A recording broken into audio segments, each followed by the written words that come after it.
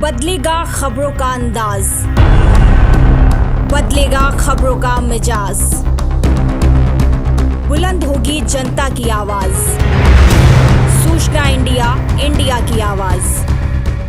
भारत की आत्मा गांवों में बसती है और किसान भारत की अर्थव्यवस्था की रीढ़ की हड्डी है। परंतु आज किसान संकट में है, आपदा में है, संघर्ष में है। अगर भारत को पुनः गौरवशाली और वैभवशाली बनाना है तो गांव और किसान को समृद्ध बनाना ही होगा। देखिए पूरी रिपोर्ट।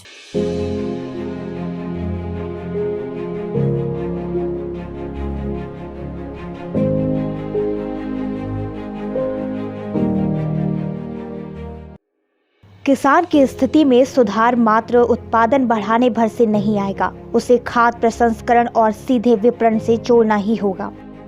इसी लक्ष्य को लेकर भारत उदय किसानों के साथ ग्रामीण अंचल में अक्षय विकास के नेतृत्व हेतु केंद्र तथा FPO बना रहा है। भारत उदय का पहला परिसर हमीरपुर जिले के बीहड़ के गांवों में खोला गया। उसी श्रृंखला में सैकड़ों बीघे में गौशाला, जैविक बागवानी व वैदिक कृषि का प्रकल्प शुरू किया गया।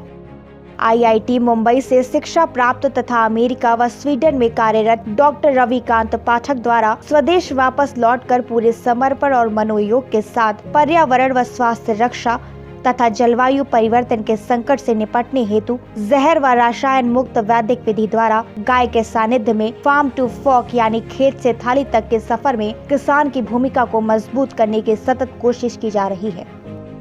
उत्तर प्रदेश सरकार के जैव ऊर्जा बोर्ड के तत्कालीन राज्य संयोजक PS ओझा के निर्देशन में वर्ष 2018 से 19 में FPO के गठन द्वारा तथा उद्यान विभाग व हॉफेड के साथ साथ किसानों को मजबूत किया जा रहा है।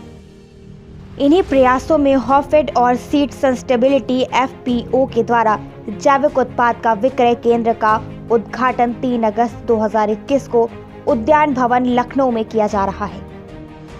और सोने की चिड़िया बनाना है तो हमें उन पुराने मूल्यों को स्थापित करना होगा भारत में जो हुआ करते थे पुरातन काल में।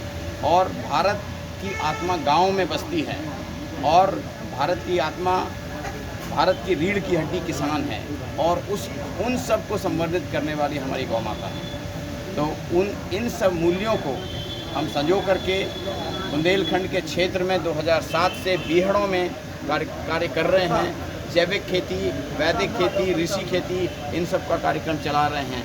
आहार वन तैयार किए जा रहे हैं सैकड़ों और हज़ारों बीघों में और गुरुकुल बनाए जा रहे हैं ताकि आने वाली पीढ़ी को सुधारा जा सके। इसके साथ साथ गौशालाएँ चलाई जा रही हैं।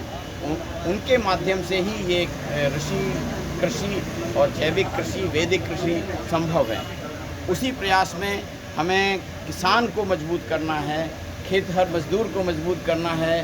तो उनके द्वारा उगाया हुआ प्रोडक्शन है जो उसको हमें प्रसंस्करण करना होगा और उसको पैक करके जन सामान्य तक पहुंचाना होगा। उसी की आज एक कड़ी है जो वैदिक फूड्स लखनऊ के उद्यान भवन में प्रारंभ की गई है, जो आउटलेट, उसके माध्यम से हम लखनऊ वासियों को आमंत्रित करते हैं कि वो आएँ और अपने स्वास्थ्य रक्षा के लिए और पर्यावरण रक्षा के लिए और धरती की रक्षा के लिए, गौ माता की रक्षा के लिए इन उत्पादों का प्रयोग करें, स्वयं की रक्षा करें और पर्यावरण की रक्षा करें, भूमि की रक्षा करें। जय हिंद, जय भारत।